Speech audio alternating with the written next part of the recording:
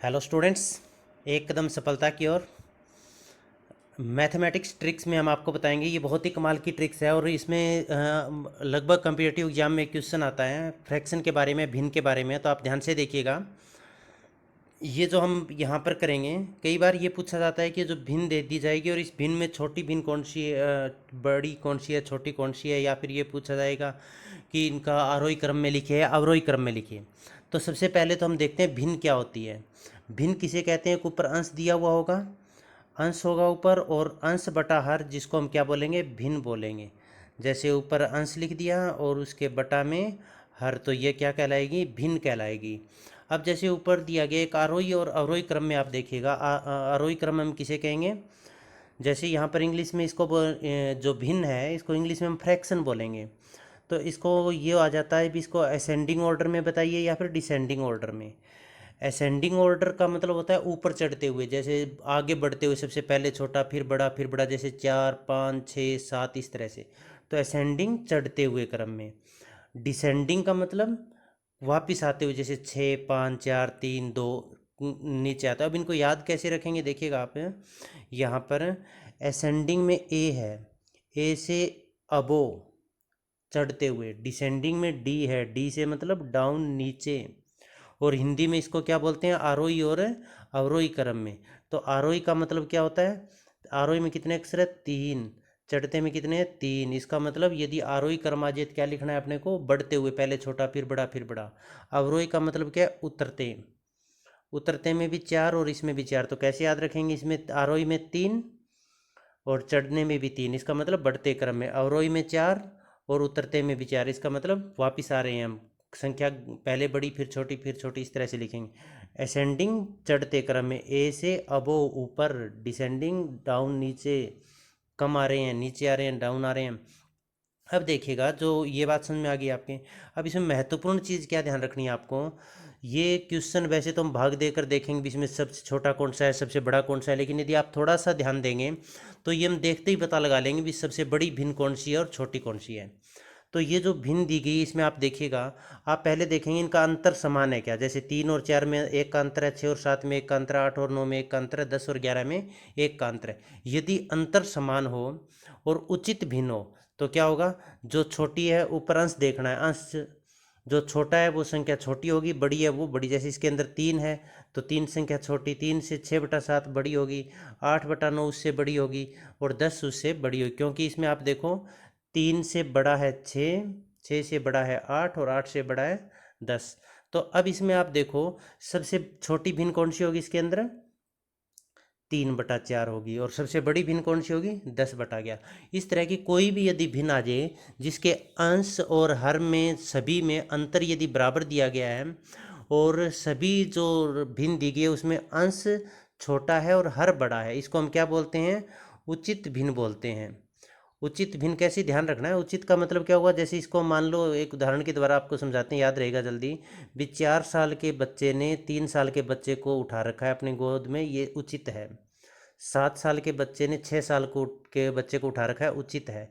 यदि उचित भिन्न है, इसका मतलब जो दिख रहा है अंश से देखना है, जो छोटा है वो छोटा है, जो बड़ा है वो बड़ा। अब इसमें देखो दो बातें होगी इसके अंदर, जो भी कोई भिन्न होगी उसमें या तो अंश और हर की इन सभी में अंतर समान होगा या समान नहीं होगा। तो आज जो हम करेंगे वो समान अंतर वालों करेंगे, केवल जिसमें अंतर बराबर हो। जैसे यहाँ पर 1 1 का अंतर है। अब ये जो दूसरी भिन्न दी गई इसमें आप देखो, यहाँ पर सोचो कौन सी छोटी होनी चाहिए, कौन सी बड़ी होनी चाहिए। पहले इनमें अंतर देखेंगे, इसमें अंतर कितने का? 3 का, इसमें 3 का, इसमें 3 का, इसमें 3 का। 3 3 का अंतर सभी में। भिन्न भी उचित है। उचित का मतलब सभी में क्या दे रखा है? अंश छोटा है, हर बड़ा है। 9 साल के बच्चे ने 6 को उठा रखा है, 11 साल के ने 8 को, 15 के ने 12 को, 19 के ने 16 को। इसका मतलब जो दिख रहा है अंश देखेंगे, जो अंश में छोटी है वो छोटी और बड़ी है वो बड़ी। तो यहाँ पर सबसे छोटी कौन सी होगी? जैसे देखो 6/9, 6, 6 जो अंश है वो 8 12 और 16 से छोटा है, इसका मतलब क्या होगा? ये छोटी होगी। और इसके बाद जब हम यहाँ पर करेंगे सबसे बड़ी भिन्न इसमें देखेंगे तो सबसे बड़ी कौन सी होगी? ये 16 है। ये देखो 6 8 12 15 में सबसे बड़ा है।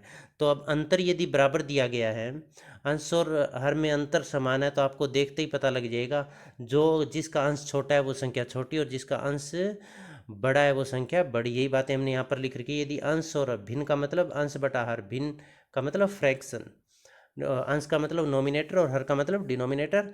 भिन्न में सभी दी गई संख्याओं में अंश और हर का अंतर समान है, तो जिस भिन्न का अंश छोटा होगा वह छोटी और जिसका भिन्न का अंश बड़ा होगा वह बड़ी। जैसे भाग एक में सबसे छोटी क्या है, 3/4, यहाँ पर देखिएगा हमने लिख दिया। और सबसे बड़ी क्या है, 10/11, जो कि यहाँ पर हमने लिखा था। अब इसी तरह से भाग बी के अंदर हम देखेंगे या 2 में देखेंगे, सबसे छोटी कौन सी है, 6/9, और सबसे बड़ी कौन सी है, 16/19। अब इसका दूसरा भाग पार्ट हम देखते हैं। यहाँ पर आप देखिएगा इसमें अनुचित भिन्न है, ये लिखा ना अनुचित। अनुचित का मतलब क्या होता है, अभी 6 साल के बच्चे ने 7 साल के कुठार का उदाहरण लिया है हमने, 8 साल के ने 9 साल के, तो 3 साल के ने 4 ने, 97 साल के ने 98 साल का। इसका मतलब क्या होगा, भी ये उल्टा लिखा हुआ है, अनुचित भिन्न है। अनुचित भिन्न है तो हम उल्टी लिखी हुई है तो हम काम भी उल्टे ही करेंगे। जब सही भिन्न थी जिसमें अंश छोटा था हर बड़ा था, तो जो जैसा दिख रहा था, जैसे अंश छोटा था तो हमने क्या कर दिया था, भिन्न छोटी। अब यहाँ पर क्या होगा, यहाँ पर उल्टा हो जाएगा। जब भिन्न उल्टी लिखी हुई है, फ्रैक्शन उल्टी लिखी हुई है, अंतर तो देखिए इसमें भी एक का, इसमें एक का, इसमें एक का, इसमें एक का।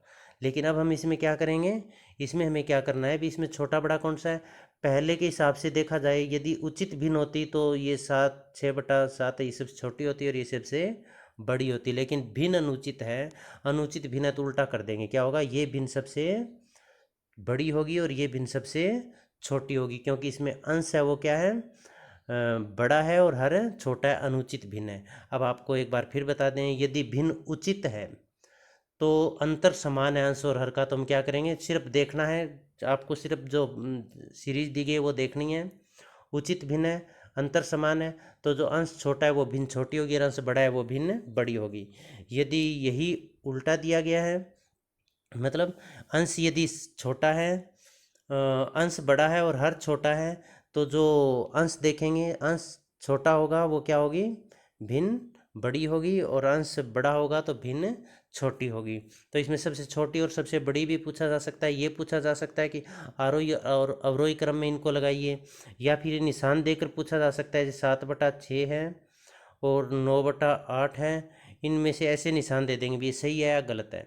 तो जिस साइड में दोनों भुजाएं खुलती है वो बड़ा माना जाता है। इसका मतलब 7/6 बड़ा है 9/8 से, ये सही है या गलत है, तो हम क्या लिखेंगे, ये सही है। तो ये आपको इसका देखिए, एक नीचे हमने यहाँ पर लिखा है, ये आपको कमेंट बॉक्स में डालना है।